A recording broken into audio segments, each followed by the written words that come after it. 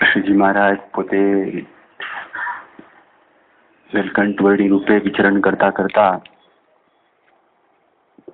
ગંગાસાગર પાર કરી સુંદરવનના જંગલોમાંથી પસાર થઈને એક ગામમાં પધારે છે અને ત્યાં આગળ સંજોગી અને વિજોગી બાવાઓનો સંપર્ક એમને થાય છે. બંનેના પોતાના સ્થાન હતા, બંનેના પોતાના મંદિરો હતા અને શ્રીજી મહારાજ જે ત્યાગીનું મંદિર હતું ત્યાં આગળથી પછી જે સંજોગી બાવા હતા એના મંદિરની અંદર એના મહંતની બહુ ઈચ્છા હતી એટલા માટે ત્યાં આગળ પધાર્યા હતા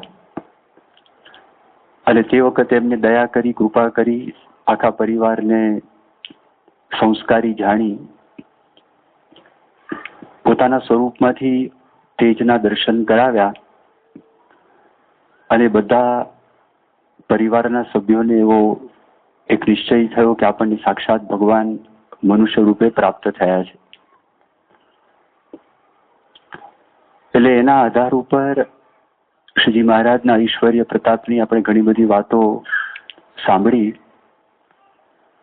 ગઈકાલે પણ એવા ઘણા બધા પ્રસંગો આપણે સાંભળ્યા કે શ્રીજી મહારાજે અનેક રીતે મુમુક્ષુઓને પોતાના સ્વરૂપમાં ખેંચ્યા અને પોતાનો એમને નિશ્ચય કરાવ્યો. જ્યારે આ વાતનો મેં પ્રારંભ કરેલો તે વખતે શ્રીજી મહારાજે કઈ કઈ રીતે મુમુક્ષુઓને પોતાના સ્વરૂપનો નિશ્ચય કરાવ્યો એની એક ટૂંકી નામાવલી આપેલી અને ગઈકાલે આપણે કેટલાક પ્રસંગો એમાંથી જોયેલા. એક હરિભક્તની મારા પર એક ચિઠ્ઠી આવેલી અને ચિઠ્ઠીની અંદર એવી વિનંતી કરેલી કે તમે જે બધા મુદ્દાઓ આપેલા અને ગઈકાલે બધા જે પ્રસંગો કીધા એમાંથી અમુક મુદ્દાઓ નિરૂપવાના બાકી છે અને અમારે સાંભળવાની ઈચ્છા છે. એટલે મેં કહ્યું કે બેઠા હશે સભાની અંદર એટલે શરૂઆતની અંદર થોડાક એ બધા મુદ્દાઓ છે. વાત સાચી છે, શ્રીજી મહારાજે તો અનેક રીતે નિશ્ચય કરાવ્યો છે. કોઈ પણ પ્રસંગ બન્યો ના હોય, કેવળ હેત કર્યું હોય તો પણ શ્રીજી મહારાજે પોતાના સ્વરૂપનો નિશ્ચય કરાવ્યો. એવા પણ પ્રસંગો બન્યા છે કે મનુષ્ય સામાન્યપણે વર્તા હોય એના કરતા સહેજ અધિકપણે પોતે વર્તીને બતાડે તો પણ ઘણા બધાને નિશ્ચય થયેલો છે. જેમ ઘોડેસવારી હોય તો સામાન્યપણે કાઠીઓ ઘોડા બહુ સારી રીતે ચલાવતા હોય, તો એના કરતા જરા વધારે ફાસ્ટ ચલાવે તો લાગે કે ભાઈ આપણા કરતા મોટા લાગે છે. આ ખાલી ઉત્તર હિન્દુસ્તાનના બ્રાહ્મણ નથી કે પૂરબિયા બ્રાહ્મણ નથી, આ તો દરેક કળાની અંદર પ્રવીણ છે. જેમ શ્રીજી મહારાજ પોતે દબાણ પધારેલા અને દબાણની અંદર ત્યાં આગળ યજ્ઞ કરવાનો હતો અને મહારાજ એ પેલા ઘોડાસર છે, હાથરોળી છે, બધા ગામની અંદર ત્યાંના બધા જે ભાવિકજનો હતા એના દર્શન દેવા માટે મહારાજ પધારેલા હતા. ઘોડાસરના બાપુ હતા ઝાલમસિંહ, એમણે કોઈ દિવસ સ્વામિનારાયણ ભગવાનને જોયા નહોતા, પણ એક બહુ જ મોટો યજ્ઞ દબાણમાં થવાનો છે બધું એમને સાંભળેલું. એટલે એમના મનમાં ઈચ્છા થઈ કે આપણે આ બધા ભગવાન ભગવાન કહે છે તો હશે ભગવાન, ભોળા માણસો હોય, સંસ્કારી હોય, તો દર્શન ના કર્યા હોય તો પણ એવો જબરજસ્ત નિશ્ચય થઈ જતો હોય છે. જેમ કે દીવબંદરના એક પ્રેમી બાઈ ભક્ત હતા, પ્રેમાબાઈ કરીને, એમણે પણ ક્યારેય સ્વામિનારાયણ ભગવાનના દર્શન કર્યા નતા. પરોક્ષપણે સ્વામિનારાયણ ભગવાનના સંતો થકી સ્વામિનારાયણ ભગવાનની વાત સાંભળી હતી અને એમને નિશ્ચય થઈ ગયેલો. અહીંયા આગળ જ નજીકની અંદર વજીબા વિજાપુરના એમને પણ સ્વામિનારાયણ ભગવાનના સંતોનો પરિચય થયો અને સ્વામિનારાયણ ભગવાનના સંતોએ સ્વામિનારાયણ ભગવાનના કાર્યની વાત કરી, એના પરથી દ્રઢતા થયેલી. એમ આ ઝાલમસિંહ બાપુ હતા, તેમણે કોઈ દિવસ સ્વામિનારાયણ ભગવાનને જોયા નતા, પણ સ્વામિનારાયણ ભગવાન ત્યાં આગળ આવતા હતા એટલે સામેથી એમને ખબર પડી કે આવે છે તો બાપો કહેતા એમ. એટલે સ્વામિનારાયણ ભગવાન આગળ હતા, મૂળજી બ્રહ્મચારી પાછળ હતા અને સ્વામિનારાયણ ભગવાન ચાલતા હતા, એમને કીધું કે તમે એમને પૂછ્યું કે બાપો ક્યાં? અને સેવક જેવા લાગતા હતા. શ્રીજી મહારાજ તો પાછળ હતા ને, એટલે સેવક જેવા લાગતા હતા કે બાપો ક્યાં? એટલે પાછળ મૂળજી બ્રહ્મચારી આવતા હતા. શ્રીજી મહારાજે કીધું બાપો પાછળ આવે છે. અને પછી એ આગળ ગયા અને મૂળજી બ્રહ્મચારીને દાઢી હતી, મોટી રાખતા હતા. અને એમને જોઈને કીધું કે તમે બાપો? કે કોણ બાપો? એ કે આગળ એક ગયા, સફેદ વસ્ત્ર ધારણ કરેલા હતા, એને કીધું બાપો પાછળ આવે છે. એ કે ઓલા બાપાએ તમને ભેખડે ભરાવ્યા, ખરા બાપા તો એ છે. એ કે એમ? પછી ત્યાં આગળ પોતે ગયા અને ત્યાં આગળ જઈ અને પછી શ્રીજી મહારાજને કીધું કે મહારાજ તમે ઘોડી પર બેસો. મહારાજે કીધું મને ઘોડી પર બેસતા તો બીક લાગે છે, હું પડી જાઉં તો? તમે ચિંતા નહીં કરતા, તમે નહીં પડો, તમારી આ જે ઘોડીની સરક હું પકડીને ચાલીશ, તમને વાંધો નહીં આવે. એ પ્રકારે એમને વાત કરી અને પછી પોતાને ત્યાં આગળ લઈ ગયા, પધરાવ્યા, સેવા કરી, આ બધું કર્યું. પછી શ્રીજી મહારાજે વાત કરી કે દબાણની અંદર અમે મોટો યજ્ઞ કરવાના છીએ અને એ યજ્ઞની અંદર કેટલાક જે વૈરાગીઓ છે, તો વૈરાગીઓના મનની અંદર એવા ખરાબ વિચાર આવે છે કે આપણે યજ્ઞની અંદર ભંગાણ પાડીએ, વિઘ્ન કરીએ. એટલે અમારે રક્ષાની જરૂર છે, તો તમારી પાસે એવા રક્ષકો છે કે જે યજ્ઞની રક્ષા કરી શકે? એમણે કીધું મહારાજ ચિંતા નહીં કરતા, મારા તો 1,00,000 કામઠીઓ છે. તમે કહેશો બધા હાજર થઈ જશે. મહારાજ કે મારે એટલી બધાની જરૂર નથી, દબાણમાં ક્યાં રાખવા? પ્રશ્ન થાય ને.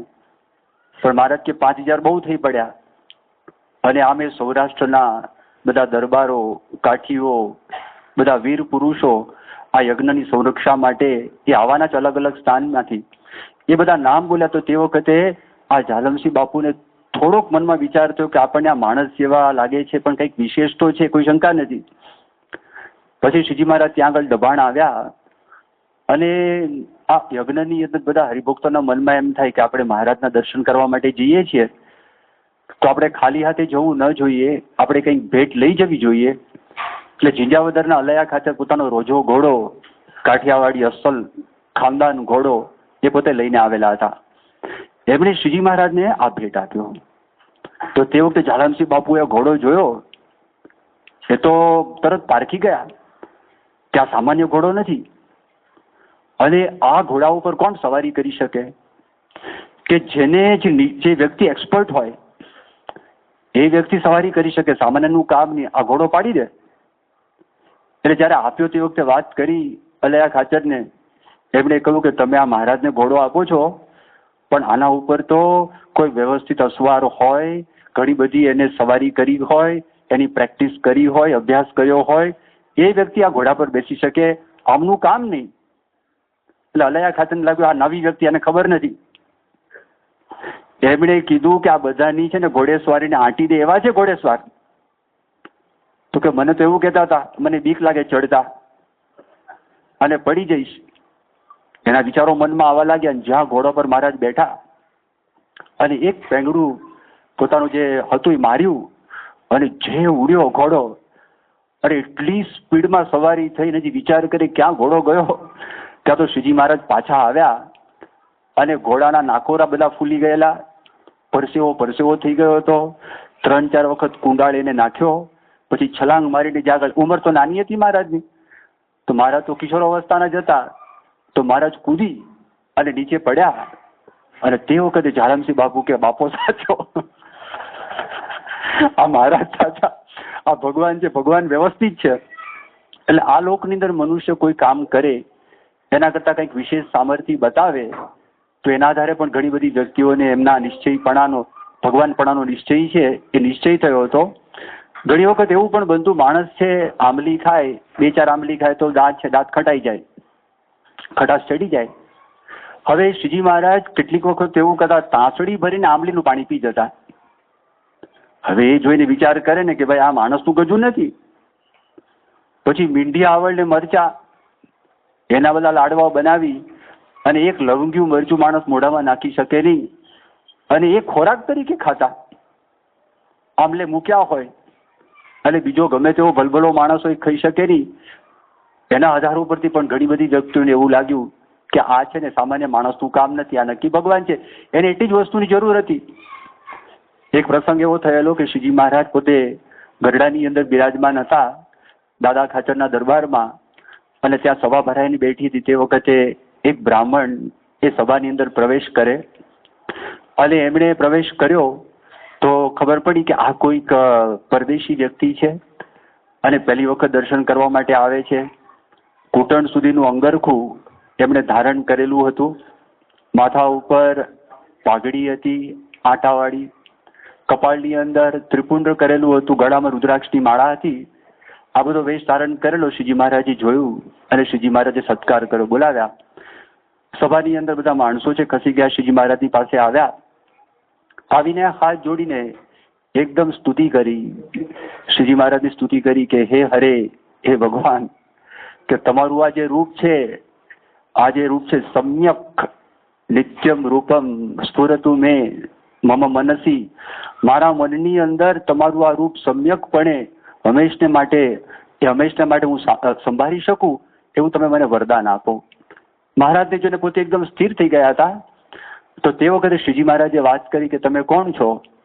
કે ભરૂચ પાસેનું ગામ છે આમોદ, ત્યાંનો હું બ્રાહ્મણ છું, મારું નામ દીનાનાથ ભટ્ટ છે. મેં એવું સાંભળેલું કે સૌરાષ્ટ્રની અંદર ભગવાન પ્રગટ થયા છે, તો એ ભગવાનના દર્શન કરવા માટે હું ફરતો અહીંયા ગઢપુરની અંદર આવ્યો, પૂછતાછ કરતો, અને રસ્તાની અંદર મારા મનમાં એવા બધા વિચારો આવવા લાગ્યા કે હું આ ભગવાનની કસોટી કરું, શાસ્ત્રના ઊંડા પ્રશ્ને ભગવાનને હું પૂછું અને કસોટી કરું ને ભગવાન હશે તો મારા પ્રશ્નોનો મને જવાબ આપશે, અને જો ભગવાન નહીં હોય તો એનું પોકળ બહાર પડશે. એ હેતુ મનમાં રાખી અને હું અહીંયા આગળ આવ્યો છું. તો શ્રીજી મહારાજે પૂછ્યું, તમારે પ્રશ્ન નથી પૂછવા?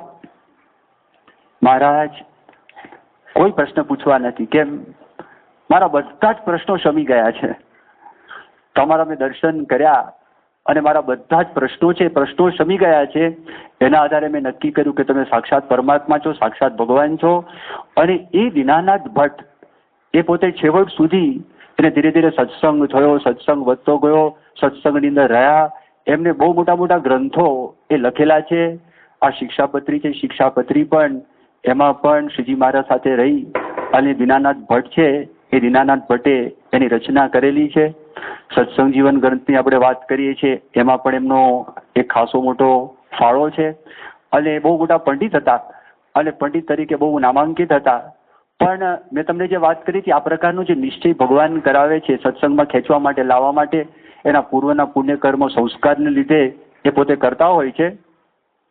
પણ એ નિશ્ચય પરિપક્વ કરતા એ માણસને ખરેખર સાધના કરવી પડતી હોય છે.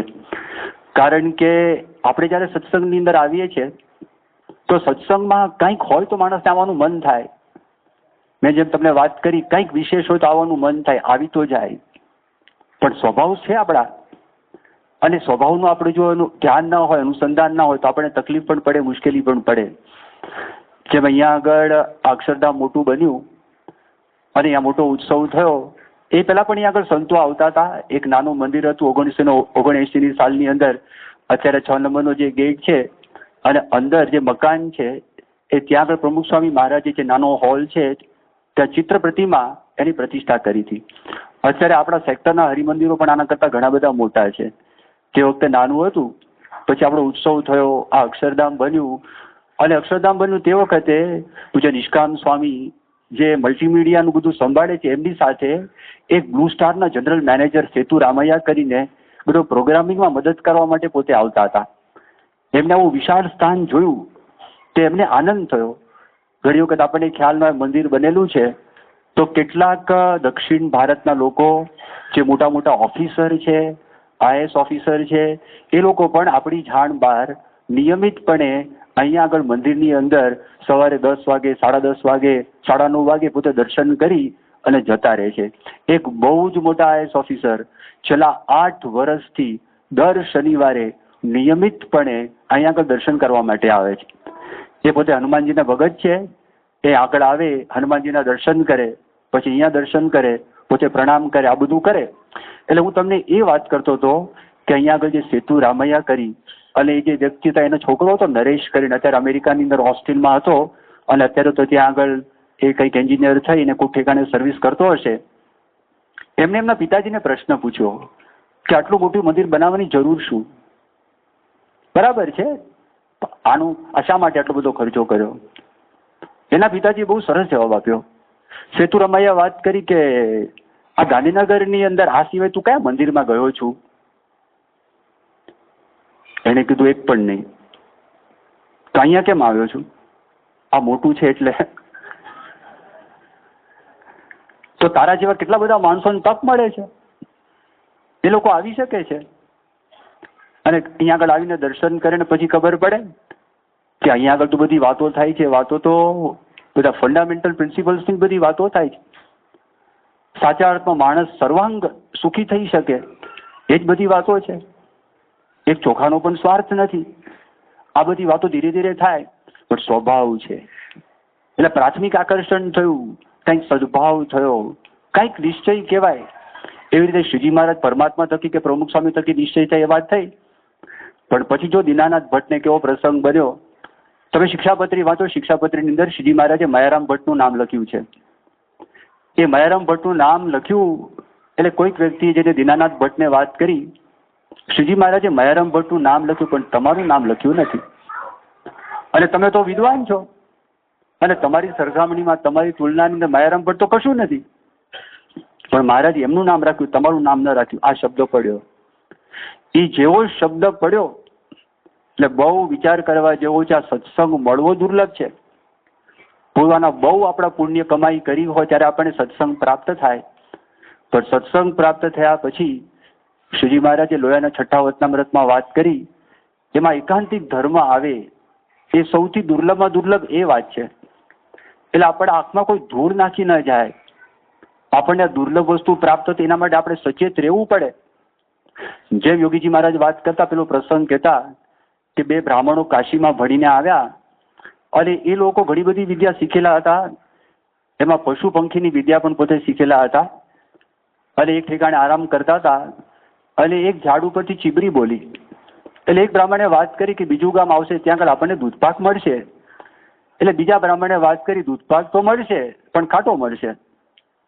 હવે આપણે જોઈએ હકીકતમાં શું થાય છે. ગામમાં દાખલ થયા. હવે કોકની ત્યાં આગળ કોઈક નિમિત્તે બધાને બ્રહ્મ ભોજન કરાવવાનું હતું. એટલે આ બ્રાહ્મણો ત્યાં આગળ ગયા અને જોયું, ખરેખર પંગતમાં બેઠા તો દૂધપાક પીરસાયો. કે વાત તો સાચી છે, આપણે બેઉ ભણીને આવ્યા, આપણે પક્ષીની બોલી સાંભળી અને ચીબરી બોલી, જેવી રીતે બોલી એના આધારે આપણે બંને નક્કી તો કર્યું કે આપણને દૂધપાક પ્રાપ્ત થશે. પણ હવે આપણે ચાખીએ એટલે ખબર પડે ખરેખર ખાટો છે કે કેવો છે. અને દૂધપાકને ચાખ્યો તો ખબર પડી દૂધપાક ખાટો નીકળ્યો. કે મારું ખાટો કેમ નીકળ્યો? કે આપણે ભણ્યા તો હતા પણ તે બરોબર ધ્યાન નહીં રાખ્યું હોય. આપણે જે વખતે ભણતા હતા તો તે વખતે ગુરુજીએ શું વાત કરી હતી, એ કે કયા ઘરમાંથી ચીબરી બોલે છે જોવું પડે. આ આંબલીના ઝાડ ઉપર બોલીને બેસીને બોલતી હતી એટલે ખબર પડી કે આ દૂધપાક છે ખાટો છે. એમ એવી રીતે સત્સંગની અંદર ઘણી બધી પ્રકારની વાતો આપણને સાંભળવા મળે. એનું ઘર તપાસવું, કોણ બોલે છે, શાથી બોલે છે, એને પાછળ બોલવાનો હેતુ શું છે, એ મને શા માટે કહેવા માટે આવે છે, એનું જો આપણે તપાસ કર્યો તો વાંધો ના આવે. પણ દીનાનાથ ભટ્ટને થોડુંક વિદ્વતાનું સ્વાભાવિકપણે દરેકને આપણે બધાને અહંકાર તો છે જ. એ અહંકારને લીધે એના મનમાં ખોટું લાગ્યું. સત્સંગ જતો રહ્યો, સત્સંગમાંથી નીકળી ગયા, પાછા પડી ગયા. શ્રીજી મહારાજના દર્શન પણ બંધ થઈ ગયા. શ્રીજી મહારાજ જાણતા હતા. શ્રીજી મહારાજ પાસે પ્રાર્થના કરી હતી. પ્રથમ દર્શન એ ભરૂચમાંથી વિચરણ કરતા કરતા ફરતા ફરતા અહીંયા લાંબા થઈને પોતે આવ્યા અને દર્શન માત્ર બધા પ્રશ્નો શમી ગયા. દિવ્યતાનો અનુભવ થયો. એનું વિસ્મરણ થઈ ગયું. ભગવાને જે પ્રાર્થના કરી હતી કે તમારું સમ્યક રૂપ છે, હંમેશપણે મને પ્રત્યક્ષ રહો, એ બધી વાતો ભૂલાઈ ગઈ. તો સ્વામિનારાયણ ભગવાને દયા કરી. એની દીકરીનું નામ જમના. એ જમનાને ભૂત વળગ્યું. ભલે ભૂત વળગ્યું, જેટલા પથ્થર એટલા દેવતાઓ કર્યા પણ ભૂત જાય નહીં. પેલું હઠીલું આવી ગયું. તે હઠે જ નહીં, જાય જ નહીં કશું. અને બધા ઉપચારો કર્યા, દોરા ધાગા કર્યા, ભુવા જાગરિયાને બોલાવ્યા, તીર્થસ્થાનમાં ગયા, આઘા થયા, પાછા થયા, કશું થયું નહીં. અને એવી રીતે બિચારા એકદમ પાછા પડી ગયા. તો તે વખતે એક પ્રસંગ એવો બન્યો કે એ પ્રસંગની અંદર કોઈકે વાત એના મનમાં એમ થયું કે આપણે શ્રીજી મહારાજ પાસે જવું પડશે અને એના સિવાય ઉદ્ધાર નથી. અને સ્વામિનારાયણ ભગવાન પાસે આવ્યા અને સ્વામિનારાયણ ભગવાનને વાત કરી કે હું અનાથ છું. સ્વામિનારાયણ ભગવાનને વાત કરી કે અનાજ કેમ છે, શા માટે અનાજ? એને કીધું મહારાજ મારી દીકરીને ભૂત વળગેલું છે. મહારાજ કે બ્રાહ્મણના ઘરમાં ભૂત ના હોય. મહારાજ બ્રાહ્મણ ખરો પણ અનાજ છું. મહારાજ કે અનાજ છાતી, તમને તો આશરો છે, મેં તમારો આશરો મૂકી દીધો છે. પછી શ્રીજી મહારાજનો આશરો ફરી વખત કર્યો. મહારાજે દ્રષ્ટિ કરી, જમનામાંથી ભૂત નીકળી ગયું. એ પાછા સત્સંગની અંદર આવ્યા. પણ આ પ્રકારનો વિક્ષેપ થાય. પણ જો નિશ્ચયની આપણે જયારે વાત કરતા હતા ત્યારે ઘણી વખત પ્રશ્નનું સમાધાન થાય ત્યારે પણ માણસને નિશ્ચય થાય. કારિયાણી ગામના માછા ખાચર હતા અને કારિયાણી ગામના ભોજો ચારણ હતા. એ લોકો બંને ખપવાળા હતા, બંને મિત્રો. ગોષ્ઠી કેવી કરે? ઘ છ ઉપર ગોષ્ઠી થાય એવી નહીં. મેં તો ગઈકાલે પહેલી વખત સાંભળ્યું ચોપાટી પણ છે. મેં કીધું ચોપાટી છે, બહુ કહેવાય અહીંયા આગળ. મુંબઈમાં ચોપાટીનું નામ સાંભળ્યું છે કે ચોપાટી દરિયા કિનારા ઉપર છે, અહીં ચોપાટી છે. એ ચર્ચાની વાત નહીં. બંને જણા હતા, પેલા તો દરબાર હતા, છતાં પણ વિચાર કરે આ મનુષ્ય દેહ કરીને આપણે ભગવાન પ્રાપ્ત કરવા. અને તે વખતે માથા ખાચરના મનમાં વિચાર થયો કે આપણે ભગવાનને શોધવા માટે નીકળીએ. એમના મિત્ર હતા ભોજા ભગત. એણે વાત કરી તમે ગામેથી કેવા હોવ, તમે આ ગામના દરબાર કેવા હોવ, ગામમાં તમારી જરૂર પડે માટે તમે ના જાઓ પણ તમારા વતી હું દર્શન કરવા માટે જાઉં છું અને શોધવા માટે જાઉં છું. એ ફરતા ફરતા લોજની અંદર આવ્યા અને લોજમાં ત્યાં આગળ સ્વામિનારાયણ ભગવાનના દર્શન કર્યા. દર્શન કરતા વેત જ શાંતિનો શેરડો. હવે આ એક લક્ષણ છે, યાદ રાખજો. સુરપુર નરપુર નાગપુર એ તીન में સુખ નહીં. કા સુખ હરિ કે ચરણ में કા સંતન કે માં. આ લક્ષણ છે, મોનોપોલી છે. સામાન્ય માણસ થકી શાંતિનો અનુભવ ના થાય. સામાન્ય સાધુ થકી પણ શાંતિનો અનુભવ નથી થતો. સારા સાધુ થકી પણ શાંતિનો અનુભવ નથી થતો. એ ભગવાનને સંતની મોનોપોલી છે. અને કદાચ આપણને થાય ને તો સમજવાનું કંઈ કે શાંતિમાં જે અસલી જે શાંતિની આપણે વાત કરીએ છીએ ને એ વાત નથી. આ એ જુદી પ્રકારનું છે. અહીંયા આગળ અમદાવાદમાં કોઈ માણસ રહેતો હોય અને ખાલી ગાંધીનગરમાં આવે ને તો પણ એને શાંતિનો અનુભવ થાય છે. આ શાંતિની વાત નથી. આ શાંતિની આ પ્રસંગ નથી. અને અહીંથી વિચરણ ઊભા થાય અને ઉભા થઈને ગાંધીનગરમાં પણ શહેર જેવું લાગે, કારણ કે વિકાસ સારો થાય છે. અને આગળ જાઓ તો બજારો થઈ ગઈ ને હાથ થઈ ગયું, નાટક ને ચેટક ને ફલાણું ઢીકણું જે શહેરમાં હોય એના બધા સાઈડ ઇફેક્ટ્સ એ પણ ભેગા ભેગા શહેરમાં આવતા જાય. નર્મદા જાય, કોઈક આશ્રમમાં ત્યાં આગળ નદીનો શાંત કિનારો બેઠા હોય કે બહુ શાંત છે, અથવા જાય નેશનલ પાર્કની અંદર જંગલમાં, Corbett, Jim Corbett national park, અને ત્યાં આગળ એકદમ જંગલમાં બેઠો હોય શાંત. એ શાંતિની વાત નથી. આ જુદી વાત છે. એ તત્વ જ જુદું છે. એ અનુભવ જ જુદો છે. એ ભોજાચરણને એ અનુભવ થયો. એ અનુભવ થયો, ત્યાં રહ્યા અને એટલા બધા પ્રસન્ન થઈ ગયા. એ રાજી થઈ ગયા અને રાજી થઈ અને પોતે ત્યાં આગળ કારિયાણી ગામમાં આવે છે. ગામમાં બહાર એ બેઠા હતા, ત્યાં આગળ માથા ખાચર જેવા જોયા ઊભા થઈ ગયા. એના ખભા પર હાથ મૂક્યો. ભગવાન મળ્યા. ક્યાં ભગવાન મળ્યા? ક્યાં આગળ મળ્યા? લોજની અંદર. શું ભગવાનની વાત કરું? શાંતિનો અનુભવ થયો. દર્શન કરો, તેજસ્વી મૂર્તિ. ત્યાં આગળ તો આખું સોરઠ હિલોળે ચડેલું છે અને અનેક પ્રકારના ચમત્કાર કરે છે. ઘણા બધા લોકોનું પરિવર્તન ત્યાં આગળ થઈ ગયેલું છે. અને શું આ બધી વાતો કરવા લાગ્યા? એ જ વિચાર એના મનની અંદર આવતો હતો. ખુશ થઈ ગયા. એને કીધું હું પણ આ ભગવાન છે, ભગવાનને પ્રાપ્ત કરવા માટે જવું. આ માથા ખાચર કેવા હતા? પૂર્વના કેવા સંસ્કારી વ્યક્તિ હતા. પ્રસંગ એવો બનેલો. આ પ્રસંગ પહેલા એક વખત માથા ખાચર પોતાના ગામની અંદર બાર ગામ જઈને આવતા હતા તો ત્યાં આગળ જેવો પ્રવેશ કર્યો, એક વાણિયો સાકર વેચતો હતો અને ભૂંગીઓ એ ઢોલ વગાડતો હતો. આ બે કાર્યક્રમ એટલે કંઈક મંગળ કાર્ય છે. માથા ખાચરે વિચાર કર્યો, મારા ગામની અંદર બધા મંગળ ગીતો ગવાય છે, આ ભૂંગીઓ ઢોલ વગાડે છે અને વાણિયો સાકર વેચે, તો મંગળ પ્રસંગ કયો છે? એટલે પૂછ્યું વાણિયાને કે ભાઈ આ ગામમાં કયો પ્રસંગ છે કે જેને કરીને તમે આ બધું કરો છો? એને કીધું બાપુ તમારા લગ્ન લેવાયા છે, તમારો સંબંધ. એટલે એને ખબર નહીં. અને આ કે તમારા લગ્ન સંબંધ લેવાયા છે કોની સાથે? કે તમારા મામાની દીકરી એની વેરે તમારો સંબંધ થયો છે. એ કે અલ્યા મારી મામાની દીકરી તો મારી બેન થાય, બેન સાથે લગ્ન થાય? કાઠી દરબારોમાં થાય, પારસીઓ એમાં પણ થાય, પણ હવે એને મનથી પહેલાથી નક્કી કરી દીધું હશે. એ જમાનો એવો હતો, એ ઘણા કારણસર સામાજિક પ્રેશર એવા પ્રકારના હતા કે જેને કરીને આ કરવું પડે એવું હતું. એટલે આજે પણ એ પરંપરા કાઠી દરબારોની અંદર ચાલુ છે. અમુક ઠેકાણે નથી કરતા, અમુક ઠેકાણે કરે. પારસીઓની અંદર પણ એવું છે. એટલે એને કીધું કે આ તું દુકાન બંધ કર, પેલાને કે ઢોલ બંધ કર, અને ત્યાં પ્રતિજ્ઞા લીધી, આજથી આ સંસારની અંદર સ્ત્રી માત્ર મા, બેન ને દીકરી. એને નિયમ લઈ લીધો. અને આ તો ક્ષત્રિયની પ્રતિજ્ઞા, અભી બોલા અભી ફોક નહીં. હા, અને અસલી ક્ષત્રિય. અને પછી બસ ભગવાન મેળવવા એની ચાનક ચડી. એ ચાનક ચડી અને એ ચાનકની અંદર આ ભુજાચારણ છે ભગવાનને ગોતીને લાવ્યા. અને ભગવાનને ગોતીને ત્યાં આગળ લાવ્યા. અને પછી જે વાત કરી છે, અને તે વખતે તો નક્કી થઈ ગયું માતા ખાચર કે આપણે ભગવાન શ્રીજી મહારાજના દર્શન કરવા માટે જઈએ. વસ્તા ખાચર એના ભત્રીજા વસ્તાએ વાત કરી, બાપુ તમે ક્યાં ચાલ્યા? ભગવાનને મળવા માટે, દર્શન કરવા માટે. મારા મિત્રએ મને વાત કરી, પણ અહીંયા આગળ 400 વીઘાની અંદર કપાસ વાવેલું છે, એને ઠેકાણે તો પાડવું પડશે ને. માતા ખાચર કે આ ઠેકાણે પાડવું પડશે. સારું, ઠેકાણે પાડી દઉં, તું જા. ભત્રીજાને મોકલી દો દરબારમાં. ગામના બધા ઢોર ભેગા કર્યા, આજુબાજુના ગામના ઢોર ભેગા કર્યા, 400 વીઘાની અંદર છૂટા મૂકી દીધા. અને તો ચરવા લાગ્યા. એ તો ખતમ કરી નાખે ને બધું.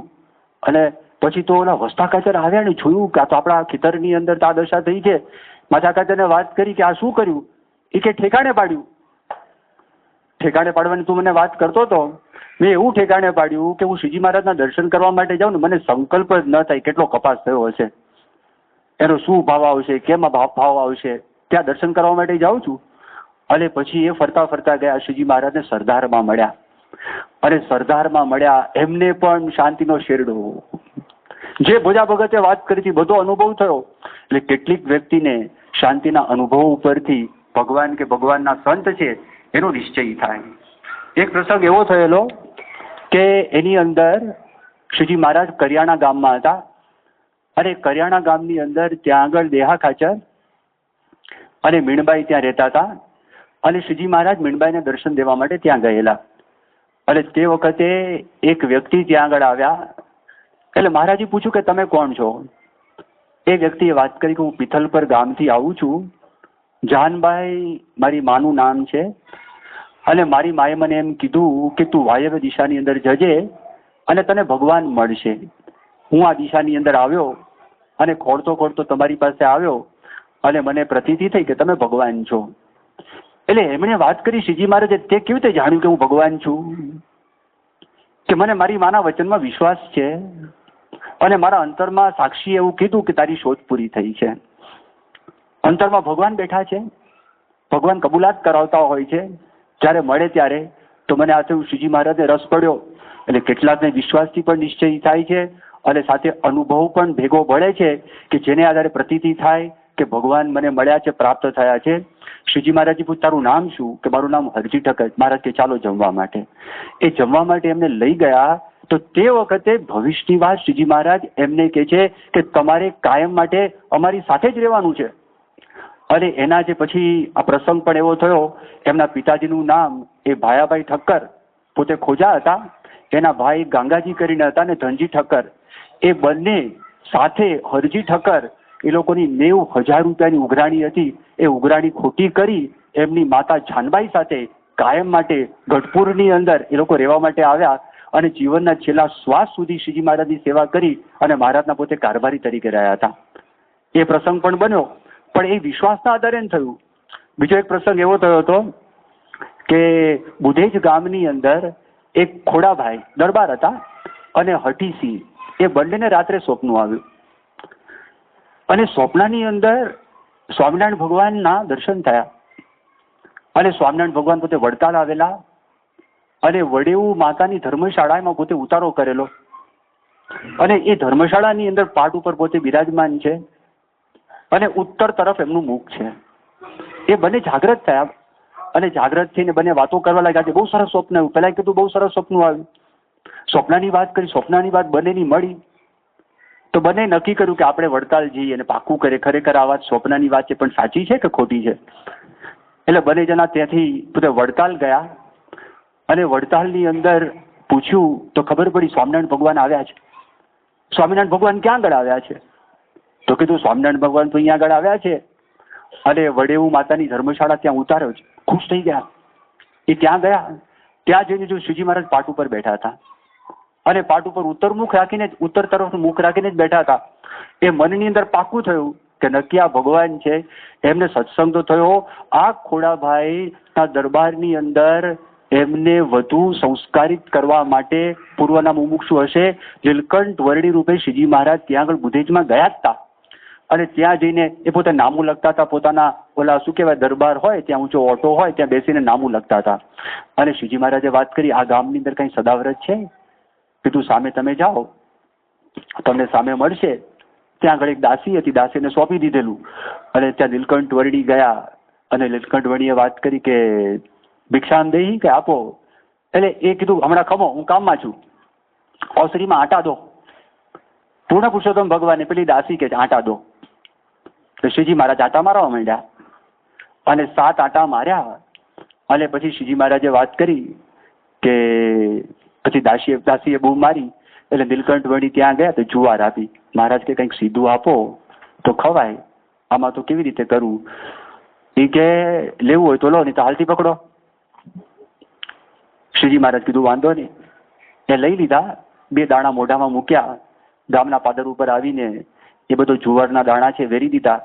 પારેવો બધા આવ્યા, કબૂતર ચડી ગયા. શ્રીજી મહારાજે દ્રષ્ટિ કરી કે સત્સંગની અંદર તમે જન્મ ધારણ કરજો. આ વાત પાછળથી ખોડાભાઈને શ્રીજી મહારાજ જયારે કરતા હતા કે ખોડાભાઈ તમારા ગામમાં હું આવેલો, એ દાસી સાંભળતી હતી. અને દાસી રડવા લાગી. એને એમ થયું કે મેં આવું કર્યું. સાક્ષાત ભગવાન મારે ત્યાં આગળ આવ્યા, ઓળખી શકીને એટલું તો નહીં, પણ એનું મેં અપમાન કર્યું ને હું જેમ તેમ બોલી. શ્રીજી મહારાજની પોતે માફી માગી. એનું અંતર પણ પવિત્ર થયું, અંતર પણ એનું શુદ્ધ થયું. પણ જો સ્વપ્ન દર્શન થયા અને સ્વપ્ન દર્શન સાચા થયા, એના આધારે આ 2 વ્યક્તિની મનમાં એમ થયું કે આ સ્વામિનારાયણ છે એ સ્વામિનારાયણ સાક્ષાત ભગવાન છે. ઘણી વખત ઘણા બધા અનુભવો ભેગા થાય. કેમ લાડુદાનજી હતા તો લાડુદાનજીના અનુભવ ઘણા બધા ભેગા થયા. એના 4 સંકલ્પ સ્વામિનારાયણ ભગવાને પૂરા કર્યા. પછી બ્રહ્માનંદ સ્વામી થયા ને એની વાત, એ 4 સંકલ્પ એમના પૂરા કર્યા. પછી વળી જોયું સમાધિ કરાવી. પછી એમના મામા છે ત્રાગુ કરતા હતા, હાથમાં કટાર લઈને ગળા પર મૂકેલું. કારણ કે લાડુદાનજીને સમાધિ થઈ ગઈ ને ગભરાઈ ગયા કે આ સ્વામિનારાયણ કામણ ટુમણ વાળા છે અને આ મારો જે ભાણેજ છે એને ભાણેજ ઉપર કઈ જાદુ કર્યો છે. એણે કીધું અમે તો દેવી પુત્ર કહેવાઈએ, અમને ત્રાગા કરતા આવડે, એટલું જ નહીં અમે આત્મવિલોપન કરી શકીએ, આત્મહત્યા કરી શકીએ. હમણાં ને હમણાં મારો જો ભાણેજ છે, ભાણેજને તમે ઊભા કરો અને હમણાં નહીં કરો તો આ કરીશ. એ પોતાની કટાર છે ગળા ઉપર મારવા માટે ગયા, તે કટાર ચોંટી ગઈ, ફિટ થઈ ગઈ, આગળ જાય નહીં. એમને ઊભા રહ્યા, ચિત્રવત બની ગયા. લાડુદાન સમાધિમાંથી જાગ્યા, બહુ રાજી થઈ ગયા, મહારાજની સ્તુતિ કરવા લાગ્યા. આજની ઘડી રે ધન્ય આજની ઘડી મેં નિરખ્યા, સહજાનંદ ધન્ય આજની ઘડી. 10 અવતારો શ્રીજી મહારાજમાંથી પ્રગટ થયા, લીન થયા. તો એના પર એમણે બધા દોહાઓ બનાવેલા. પણ પછી એને જોયું મામાની હાલત આ છે, તો મામાની હાલત જોઈને આ શું થયું? ત્યારે શ્રીજી મહારાજે કીધું આ દેવી પુત્ર કહેવાય ને, ત્રાગુ કરતા હતા, આ ચોંટી ગયા છે. મહારાજે દ્રષ્ટિ કરી. લાડુદાન કે ભાઈ સાહેબ પગે લાગો, તમે પણ ન્યાલ થઈ જશો. આ પૂર્ણ પુરુષોત્તમ નારાયણ છે, આ સામાન્ય નથી. અને પછી જીવુભાઈ ઉપદેશની વાત કરી. એ બધું ભેગું થયું અને એ ભેગું થયું એના આધારે એમના જીવની અંદર પાકી દ્રઢતા થઈ કે આપણે સાક્ષાત એ ભગવાન છે, ભગવાન પ્રાપ્ત થયા. દેવાનંદ સ્વામી નો પ્રસંગ જુદી રીતનો છે. મેં તમને વાત કરી હતી કે અવતારનું રૂપ ધારણ કરીને પણ નિશ્ચય કરાવે. કેટલીક વખત મૂર્તિની અંદર ભગવાન પ્રગટ થાય, અવતાર પ્રગટ થાય, દેવતા પ્રગટ થાય અને પોતે સંકેત કરે કે સ્વામિનારાયણ ભગવાન પ્રગટ થયા, એનો આશરો કરો. એવું બન્યું. દેવાનંદ સ્વામી જે સાધુ થયા, સ્વામિનારાયણ ભગવાનને આશ્રિત થઈને રહ્યા, એના મૂળમાં પ્રસંગ એવો છે. ધોળકા શહેરથી 12 ગાંવ દૂર બળોલ ગામ છે. 12 ગાંવ એટલે 24 માઇલ. 24 માઇલ લગભગ 40 કિલોમીટર થયા. ત્યાં આગળ આ ગામ છે. એ ગામની અંદર ત્યાં આગળ એક પવિત્ર દંપતી એ રહેતા હતા. જીજીભાઈ એ પિતાનું નામ અને બહેનબા એની માતાનું નામ અને પુત્રનું નામ દેવીદાન, જે દેવાનંદ સ્વામી થયા. હવે એમના પિતાજી શિવ ભક્ત. એનું જે બળોલ ગામ છે એની સીમની અંદર બીજું ગામ પડે ધીંગડા, અને એની સીમની અંદર એક મહાદેવજી, એ મહાદેવજીનું ડેરું સાંકળેશ્વર મહાદેવ. એ સાંકળેશ્વર મહાદેવની અંદર આ પિતા પોતાના પુત્ર એની આંગળી પકડી અને રોજ દર્શન કરવા માટે લઈ જાય. પણ આ પવિત્ર હૃદય, ભક્ત હૃદય, એટલે દેવીદાના મનની અંદર એક ઈચ્છા હંમેશને માટે રહ્યા કરે. અને ઈચ્છા એ હતી કે મને જો મહાદેવજી પ્રત્યક્ષ દર્શન દે તો હું ન્યાલ થઈ જાઉં. એકવાર શિવજી પ્રગટ થયા અને શિવજી પ્રગટ થઈ એના મસ્તક ઉપર હાથ મૂક્યો. હાથ મૂકીને વાત કરી કે આ કળીકાલની અંદર સ્વામિનારાયણ ભગવાન પૂર્ણ પુરુષોત્તમ ભગવાન પોતે પ્રગટ થયા છે. તું એમનું શરણું લેજે, એ તારો મોક્ષ કરશે, એ તારે ગામ પધારશે અને દહીં અને થૂલી જમશે. આ બધી વાતો એમને કરી. કેટલાક વખત પછી જેતલપુરમાં યજ્ઞ થયો અને યજ્ઞ પછી સ્વામિનારાયણ ભગવાન વિચરણ કરતા કરતા એ ત્યાં આગળ બડોલ ગામની અંદર આવે છે. એક હરિભક્ત ત્યાં આગળ રહેતા હતા, રૈયા ખટાણ એનું નામ. એમના ઘરે સ્વામિનારાયણ ભગવાન પધાર્યા અને સ્વામિનારાયણ ભગવાન ત્યાં આગળ ગયા તો તે વખતે ખબર પડી કે ગામમાં કોઈ ભગવાન આવ્યા છે અને દેવીદાન ત્યાં આગળ એ દર્શન કરવા માટે એ પોતે ગયા. અને જયારે દર્શન કરવા માટે ગયા તે વખતે જોયું સ્વામિનારાયણ ભગવાન જમતા હતા અને આ જ જમતા હતા દહીં અને થૂલી. એમને શિવજીના એકદમ જ શબ્દો યાદ આવી ગયા, આ સાક્ષાત ભગવાન છે. એમને જો દેવતા એમણે સંકેત કર્યો, મૂર્તિમાં પ્રગટ થઈ અને આ ઓળખાવ્યા કે આ ભગવાન પોતે છે. સ્વામિનારાયણ ભગવાનને પ્રાર્થના કરે મને તમારી સાથે રાખો. સ્વામિનારાયણ ભગવાન કે હું તમારા માટે જ આવ્યો છું. એમને સાથે લઈ ગયા. પછી એમને પાર્ષદ બનાવ્યા. પાર્ષદ તરીકે બ્રહ્માનંદ સ્વામીની સાથે રહેતા હતા. પછી જયારે પરમહંસોને દીક્ષા સંવત 1865 આપી તો તે વખતે એમને પરમહંસની દીક્ષા આપી અને દીક્ષા આપીને નામ પાડ્યું અભેદાનંદ. પણ અભેદાનંદ પોતે તો કવિ હતા, ગઢવી હતા, પણ એ અભેદાનંદ કાવ્ય પંક્તિની અંદર આ નામ સેટ થતું નહોતું. એટલે બ્રહ્માનંદ સ્વામી એ નામ બદલાવી અને નામ બદલાવીને એનું નામ રાખ્યું દેવાનંદ. એ દેવાનંદ સ્વામીનો ઇતિહાસ એમને આવી રીતે નિશ્ચય થયો. પણ મેં તમને ગઈકાલે થોડીક જે જયારે પૂર્ણાહુતિ થઈ ગઈકાલના દિવસની તો તે વખતે મેં તમને થોડીક વાત કરી હતી. મેં એવું કહેલું કે ચમત્કારની અંદર શું થાય કે ચમત્કાર મહારાજે ના પાડી કે કોઈ ચમત્કારની ઈચ્છા ન રાખવી અને ચમત્કાર ઈચ્છે ને પામર જાણો, પરચો ઈચ્છે તેને પામર જાણો. એ ગઈકાલે આપણે થોડીક વાત કરી હતી. એનું કારણ શું? એનું કારણ સ્વામિનારાયણ ભગવાન એક વાસ્તવિકતા સમજાવે છે. સ્વામિનારાયણ ભગવાને વડતાલના પહેલા વચનામૃતમાં વાત કરી, દાખલા તરીકે સમાધિ કરાવે. અત્યારે એમ કે ચલો આ તમે ઉપર છે ભીત, તમારી જ્યાં ઈચ્છા હોય ત્યાં તમે કંઈક દડો મારો ત્યાં પૈસા પડશે અને પૈસા પડે તો તમે રાજી થાઓ, તમને આનંદ થાય. સમાધિ બતાવે તો તમે વધારે રાજી થાઓ, તમને વધારે આનંદ થાય. પણ વડતાલના પહેલા વચનામૃતમાં સ્વામિનારાયણ ભગવાન પોતે એક વાત કરે છે. સ્વામિનારાયણ ભગવાને પોતે એવું કહ્યું કે જયારે માણસને સમાધિ થાય તો સમાધિની અંદર પોતે જે જુએ છે ને તો ત્યાંની ઈચ્છા મટતી નથી, એને બીજું જોવાની ઈચ્છા થાય છે. એક ચમત્કાર બતાવે તો બીજા ચમત્કારની ઈચ્છા થાય. દાખલા તરીકે પ્રમુખ સ્વામી અહીંયા ગળાવે, તમે મનમાં સંકલ્પ કર્યો અને તમારો સંકલ્પ પૂરો થયો, તમે રાજી થઈ ગયા, ટેમ્પરરી રાજી થઈ ગયા. પણ બૂટ પહેરતા હોય ને ત્યારે સંકલ્પ બદલાય. તમને શું હોય, પ્રમુખ સ્વામી આમ અહીંયા સંકલ્પ પકડ્યો પણ હું ગેટ નંબર 1 ઉપર હું તો સંકલ્પ પકડી શકે? પેલા આવતા ને શરૂઆતમાં ઓલા શું કહેવાય વોકી ટોકી, તો વોકી ટોકીની રેન્જ હોય 100 ફૂટમાં પકડાય તો 200 ફૂટમાં ના પકડાય. એમાં પ્રમુખ સ્વામીનો પાવર છે, પણ ગેટ નંબર 1 સુધી આવે એવો સંકલ્પ થાય. હવે એ પૂરો થાય ને તો અમદાવાદમાં હોય તો થાય કે નહીં? પછી આ દેશમાં ગમે ત્યારે અમેરિકા હોય તો થાય કે નહીં? હવે અમેરિકાથી બહાર ક્યાં ચંદ્રલોક ઉપર જાય તો જુદી વાત છે. માણસના સંકલ્પ મટે નહીં. એક પ્રસંગ વડતાલમાં જ થયેલો. વડતાલમાં સ્વામિનારાયણ ભગવાન બેઠા હતા અને એક વાંદરો ડાળ ઉપર આવ્યો ઉપાઉપ કરતો કરતો. તે કાઠીઓ છે ને, કાઠીઓ બહુ તીખડી માણસો. તે સુરા ખાચર પેલા અલૈયા ખાચરને વાત કરે, મારા રામાવતારમાં આવા જ વાંદરા હશે અને રામાવતારમાં આવા જ વાંદરોએ રાવણ સામે યુદ્ધ કર્યું હશે, આ કરી શકે? હવે આવી બધી વાતો કરવા શ્રીજી મહારાજ જાણી ગયા આ લોકો કરે છે. શ્રીજી મહારાજ કીધું, અલ્યા કાઠીઓ શું વાત ચાલે? મહારાજ વાત તો એ ચાલે છે, આ બધા વાંદરાઓ રાવણ સાથે રાવણને મારવા માટે રામ સાથે ગયા હતા, લડાઈ કરી હતી, આ બધું. શ્રીજી મહારાજ કે શાસ્ત્રના વચનમાં શંકા ના કરવી. આપણને દેખાય નહીં, આપણને અનુભવ નથી, એટલે આપણને ખ્યાલ નથી. શાસ્ત્રના બધા વચન સાચા છે, એ સત્ય વચન છે, પણ કાઠીઓને મનાય નહીં ને.